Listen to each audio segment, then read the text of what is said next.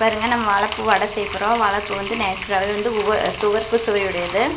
அதை வந்து நம்ம வந்து பச்சையான வாழைப்பூ வந்து க்ளீன் பண்ணி எடுத்துட்டோம். அதோட நரம்பை மட்டும் எடுத்துட்டு பூவை வந்து நல்லா சுத்தம் பண்ணி இப்போ நல்லா கொதிக்கிற எண்ணெயில் வந்து இந்த வாழைப்பூ வந்து ஃப்ரை பண்ணி எடுத்துக்கிறோம். நல்லா ப்ரௌன் கலரில் எடுத்துக்க போகிறோம். நம்ம வாழைப்பூ வந்து ஃப்ரை பண்ணுறோங்க.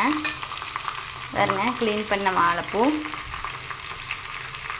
இருக்கிறத வந்து நரம்பை மட்டும் வந்து எடுத்துட்டு நம்ம வந்து எண்ணெயில் போட்டு ஃப்ரை பண்ணி எடுத்துக்க போகிறோம்.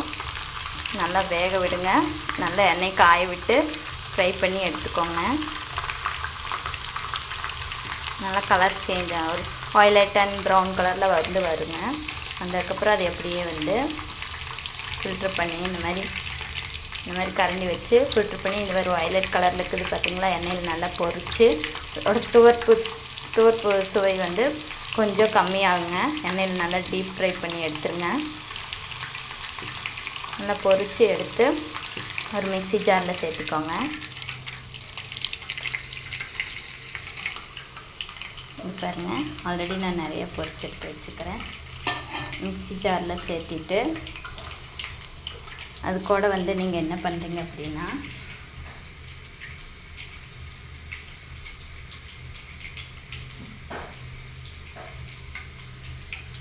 அது கூட வந்து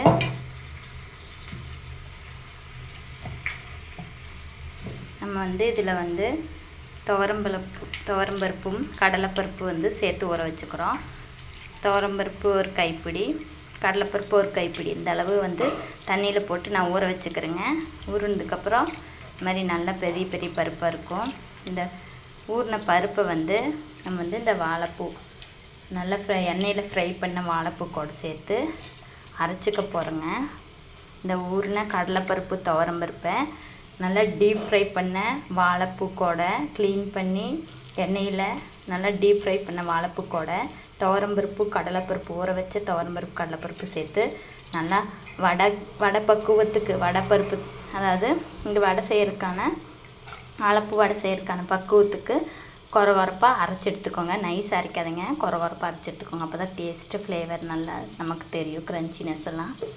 அதே மாதிரி இதில் வந்து சின்ன வெங்காயம், சோம்பு, சீரகம், பெருங்காயத்தூள் சேர்த்துக்கிறேன். இதில் வந்து இஞ்சி கூட சேர்த்துக்கலாம். அதுக்கப்புறம் இந்த கொரகொரப்பாக அரைச்ச, அதாவது ஊற வச்ச துவரம்பருப்பு கடலைப்பருப்பு சுத்தம் பண்ணி க்ளீன் பண்ணி எண்ணெயில் பொரிச்செடுத்த வாழைப்பூ, துவரம்பருப்பு கடலைப்பருப்பு ஊற வச்ச துவரம்பருப்பு கடலைப்பருப்பு எண்ணெயில் பொரிச்செடுத்த வாழைப்பூவை நல்லா கொரகொரப்பாக அரைச்சி இதில் வந்து பெரிய வெங்காயம் பொடி பொடியாக நறுக்கிக்கிறேன். இதில் சோம்பு, சீரகம், பெருங்காயத்தூள் சேர்த்துக்கிறேன்.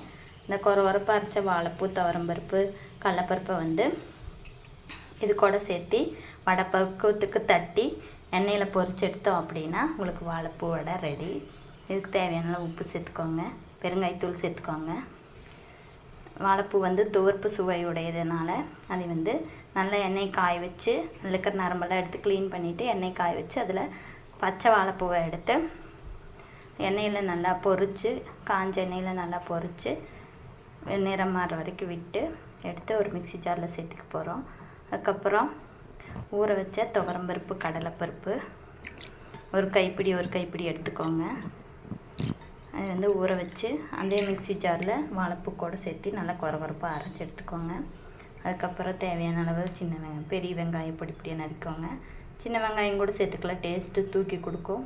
சோம்பு, சீரகம், ஒரு சிட்டிகை பெருங்காயத்தூள், தேவையான அளவு உப்பு சேர்த்து இந்த கொரகொரப்பாக அரைச்சி பேஸ்ட்டை இது கூட சேர்த்து மிக்ஸ் பண்ணி வடை பக்குவத்துக்கு சின்ன சின்ன வடையாக தட்டி எண்ணெயில் பொரிச்சு எடுத்திங்க அப்படின்னா வாழைப்பூ வடை ரெடி.